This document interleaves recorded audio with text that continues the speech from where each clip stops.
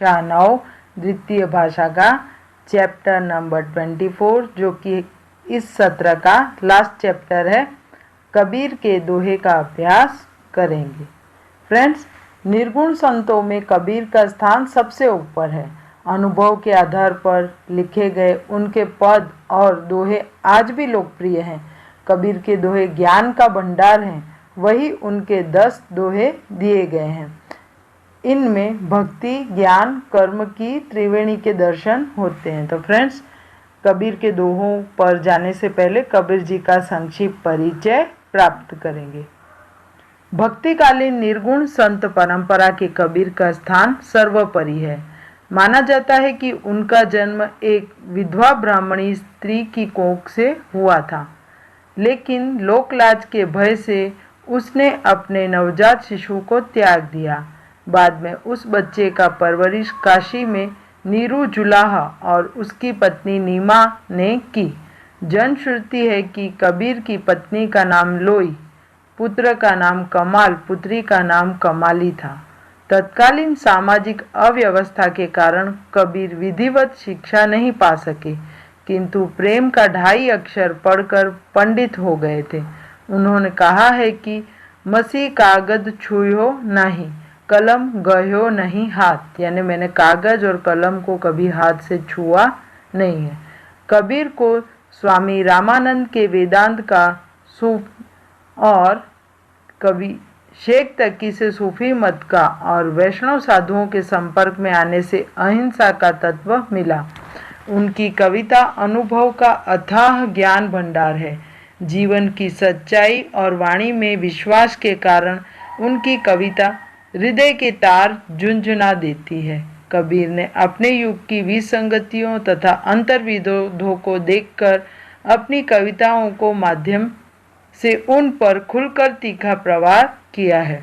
मैं कहता हूँ आखन देखी, तू कहता कागज की लेखी से स्पष्ट होता है कि ये जन्म से विद्रोही समाज सुधारक, धर्म सुधारक और अपने समय के अनुरूप कवि थे।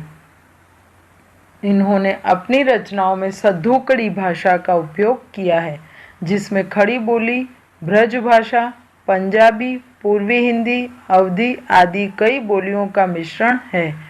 कबीर की वाणी का संग्रह बीजक नाम से प्रसिद्ध है। इनके 3 भाग हैं, रमैनी, सबद, साखी। रमैनी और सबद ये गेय पद हैं तथा साखी में दोहे संकलित हैं।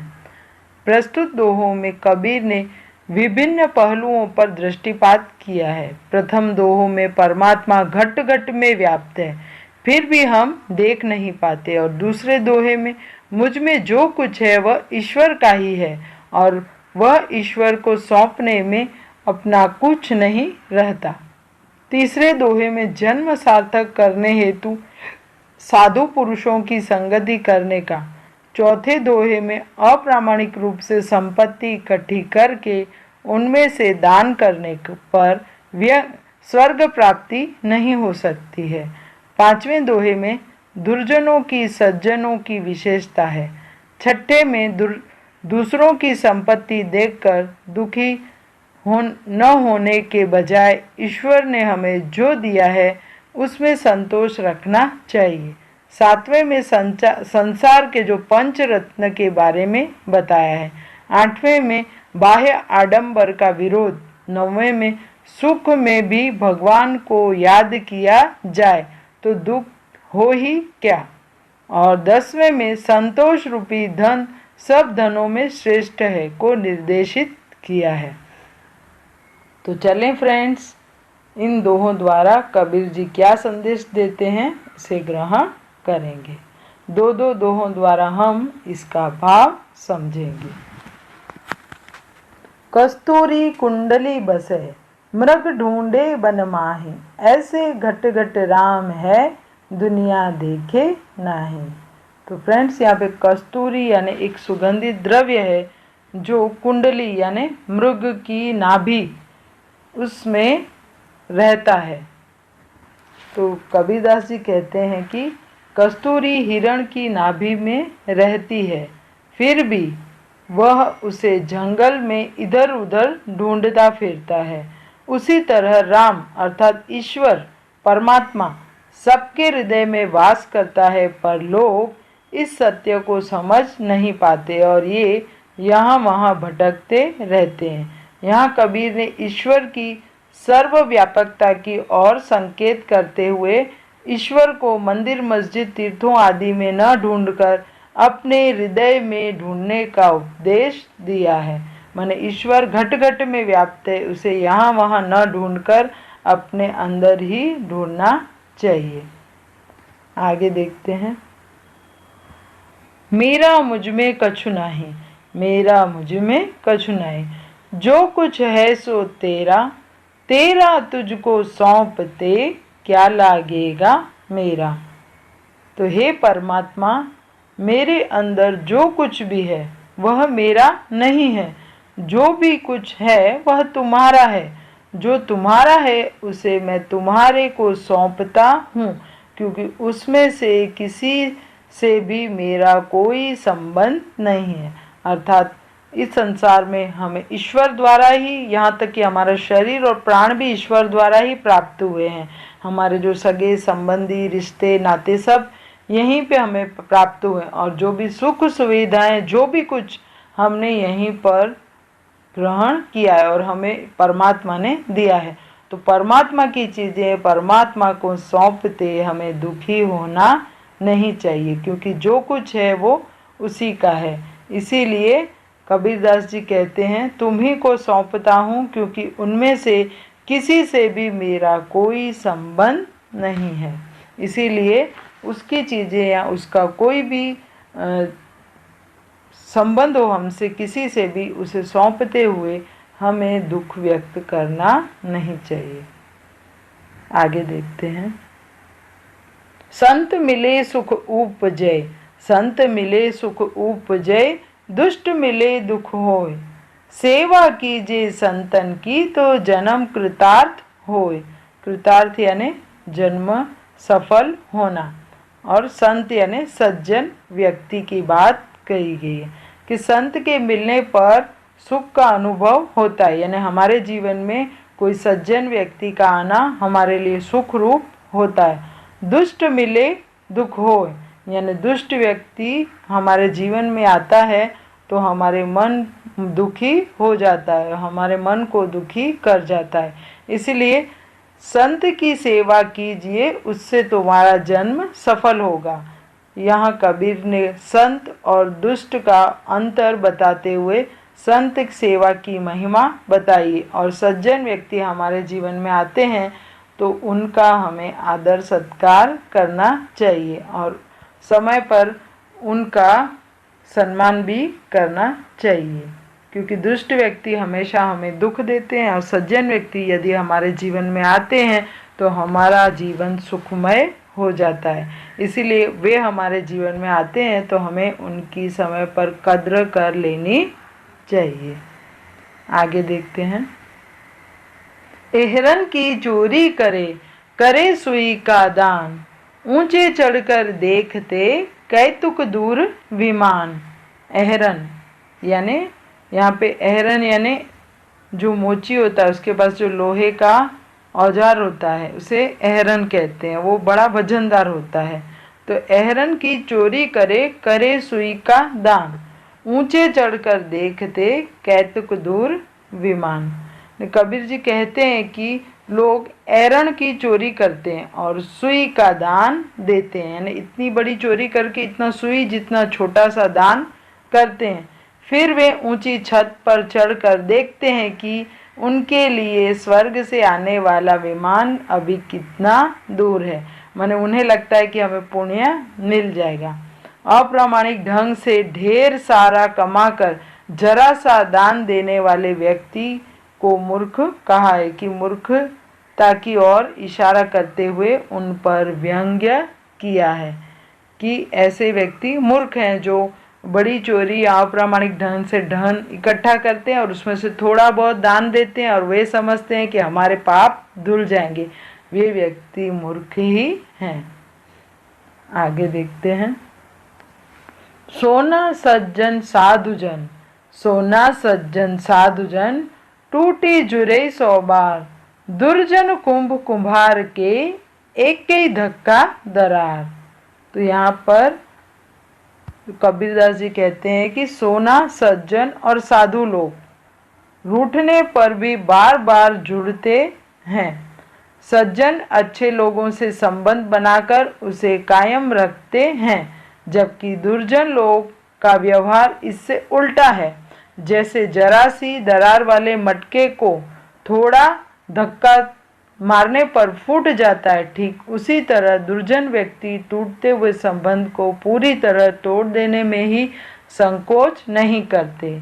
यहाँ कबीरदास जी ने सज्जन और दुर्जन के स्वभाव का अंतर बताया कि सज्जन जोड़ने से जुड़ जाते हैं और दुर्जन तोड़ने से टूट जाते हैं, और वो तोड़ने की ही बुद्धि रखते हैं। इसलिए इन सब का भेद हमें पता होना चाहिए और उनके साथ हमें वैसा ही व्यवहार करना चाहिए।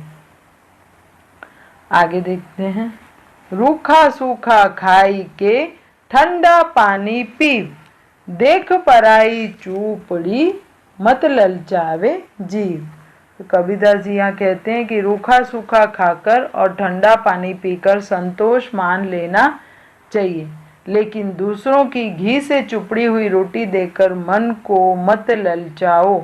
यहाँ कबीर ने कहा है कि आत्मसंयम और संतोष रखने की सीख दी है कि हमें दूसरों की चीज़ें देखकर अपनी औकात या हैसियत भूलना नहीं चाहिए। जो भी कुछ हमारे पास है उसी में आत्मसंयम और संतोष करना चाहिए। यदि हम हमारे पास जो चीज़ें उससे संतोष नहीं करते तो हमारा मन हमें गलत मार्ग पर ले जा सकता है। इसीलिए हमारे पास जो भी है उसमें ही हमें संतोष और आत्मसंयम रखना चाहिए। दूसरों की चीज़ें देखकर मन को ललचाना नहीं चाहिए या दुखी भी होना नहीं चाहिए। आगे देखते हैं। कबीर इस संसार में पंच रत्न है सार, साधु मिलन, हरि भजन, दया दीन उपकार। तो कबीरदास जी कहते हैं कि इस संसार में पंच रत्न के समान ये सब चीज़ें हैं। कबीर जी कहते हैं कि इस संसार में रत्नों जैसी बहुमूल्य 5 वस्तुएं हैं। इन्हीं में संसार का तत्व यानी सार समाया हुआ है। ये वस्तुएं हैं साधु का मिलन यानी सत्संग, हरि भजन, दया की भावना, नम्रता और परोपकार। कबीर के अनुसार इन 5 बातों को अपनाने से मनुष्य सुख और शांति से भवसागर पार कर सकता है। यदि किसी मनुष्य के अंदर ये सब चीज़ें हैं तो समझो ये रत्नों के समान मानी जाती हैं। इससे व्यक्ति कभी भी दुखी होता नहीं है और ये संसार जो है अच्छे से संसार में जी सकता है और संसार सागर को पार कर सकता है। इनमें से यदि किसी व्यक्ति को बहुमूल्य रत्न हो और उसमें से ये सब चीज़ें न हो तो उसका जीवन दुखकर बन जाता है। इसीलिए ये सब चीज़ों को जीवन में अपनाना चाहिए। ये संसार के सार के समान है और बहुमूल्य रत्नों के समान है। तो जिसके अंदर ये सब चीज़ें हैं वो इस संसार सागर को बिना विघ्न पार कर सकता है। आगे देखते हैं। कांकर पाथर जोरी के मस्जिद लई चुनाए, ताचड़ी मुल्ला बांग दे क्या बहिरा हुआ खुदाए। यहाँ पर कबीरदास जी ने बाह्य आडंबर की बात की है। बाह्य आडंबर यानी भक्ति भावना में दिखावा। तो दिखावा हमें भक्ति भावना में करना नहीं चाहिए। वे कहते हैं कि कंकड़ पत्थर जोड़कर मस्जिद बनाई और उस पर चढ़कर मुल्ला बांग देने लगा जोर से, तो खुदा को पुकारने लगा। कबीरदास जी पूछते हैं कि क्या खुदा बहरा हो गया है जो उसे इस तरह जोर से पुकारने की ज़रूरत पड़ती है। कबीर के अनुसार भगवान हृदय में है, उनका स्मरण मन से करना चाहिए, आडंबर से दूर रहना चाहिए। आडंबर यानी बाहरी दिखावा। कहते हैं ना भगवान अंतर्यामी होता है, वो हम नहीं बोले तो भी हमारे मन की बात सुन लेता है। फ्रेंड्स, जो गूंगे होते हैं वो तो बोल नहीं पाते, तो क्या भगवान उनकी बात नहीं सुनते? सुनते हैं ना। तो फिर इसीलिए हमें बाह्य आडंबर यानी बाहरी दिखावे से दूर होना चाहिए और भगवान को दिल से हृदय से ही पुकारने से वो हमारी पुकार सुनते हैं। बाहरी दिखावे से दूर रहना चाहिए। तो चलिए फ्रेंड्स आगे देखते हैं। दुख में सुमिरन सब करे, दुख में सुमिरन सब करे, सुख में करे न कोई। जो सुख में सुमिरन करे तो दुख काहे को होय। तो कबीरदास जी कहते हैं कि हम अक्सर दुख में सब लोग भगवान को याद करते हैं, सुख में उसे कोई याद नहीं करता। यदि सुख में भगवान को याद किया जाए तो दुख आए ही क्यों। लेकिन हम दुख के समय ही ईश्वर का स्मरण करते हैं। कबीरदास जी कहना चाहते हैं कि चाहे दुख हो या सुख, भगवान को हमेशा स्मरण करना चाहिए। लेकिन हम अक्सर दुख के समय ही ईश्वर को याद करते हैं, इसीलिए दुखी होते रहते हैं। आगे देखते हैं। गोधन गजधन वाजिधन, गोधन गजधन वाजिधन और रतन धन खान। जब आवे संतोष धन, सब धन धूरी समान। तो यहाँ पर संतोष धन, संतोष रूपी धन की बात कही है। गोधन यानी गाय, गजधन यानी हाथी, वाजी यानी घोड़े और रत्नों की खान मिलने वाले रत्न आदि धन माने जाते हैं। परंतु जब संतोष रूपी धन प्राप्त हो जाता है तब ये सभी धन धूल के समान तुच्छ हो जाते हैं। यह कबीरदास जी ने संतोष का महत्व बताया है कि जिसके अंदर संतोष रूपी धन मिल जाता है उसे किसी और धन की कोई आवश्यकता होती नहीं है। फिर गायों का गाय रूपी धन हो या हाथी रूपी धन हो या घोड़े रूपी या रत्नों की खान मिले, हमारे अंदर यदि संतोष की भावना नहीं है तो ये सब धन जो हैं धूल के समान है। तो इंसान के अंदर संतोष रूपी धन होना चाहिए। तो फ्रेंड्स समझ में आ गए कबीरदास जी के दोहे। तो इसे अपने जीवन में लेने का प्रयत्न करना चाहिए ताकि हमारा जीवन शांति से सुखमय रूप से बीते। तो फ्रेंड्स एक बार इन दोहों का सार फिर से देख लेते हैं ताकि अच्छे से हमें समझ में आ जाए। पहले दोहे में परमात्मा की सर्वव्यापकता, दूसरे दोहे में जो कुछ है वह ईश्वर का है ऐसी भावना, और तीसरे में साधु संगति की महिमा, चौथे में अप्रामाणिकता का फल और पांचवें में सज्जनों की संगति की प्रशंसा और छठे में संतोष की शिक्षा, सातवें दोहे में पंच तत्वों का महत्व और आठवें में बाहरी आडंबर का विरोध बताया है और नौवें में सुख में भगवान को याद करने का महत्व और 10वें दोहे में संतोष की महिमा बताई गई है। तो फ्रेंड्स आशा करती हूँ कि यह दोहे आपको अच्छे से समझ में आ गए होंगे और आप इन दोहों के सार को जीवन में ग्रहण करने का प्रयत्न करेंगे। तो चलें फ्रेंड्स इस इकाई में जो भी शब्दार्थ आए हैं उन्हें देख लेते हैं। कस्तूरी यानी मृग की नाभि से निकलने वाला एक सुगंधित द्रव्य। कुंडली यानी मृग की नाभि, मृग यानी हिरण। कृतार्थ जिसका कार्य सिद्ध हो चुका हो, संतुष्ट, मुक्त। एहरन यानी निहई, एरन लोहार का एक औजार। दरार यानी दरज। चुपड़ी यानी चुपड़ी हुई। सार यानी मुख्य, सत्य। दीन यानी नम्र, विनीत। कांकर यानी कंकड़। पाथर यानी पत्थर। सुमिरन यानी स्मरण। गज यानी हाथी। वाजी यानी घोड़ा। धूरी यानी धूल, मिट्टी समान। तो फ्रेंड्स आगे इस इकाई में आने वाला स्वाध्याय आपको इस इकाई में से कबीरदास जी के दोहे जो पसंद आए उनका आप अर्थ विस्तार यानी उसका विचार विस्तार अपने शब्दों में लिखेंगे, कोई 4। आपको जो पसंद आए हों।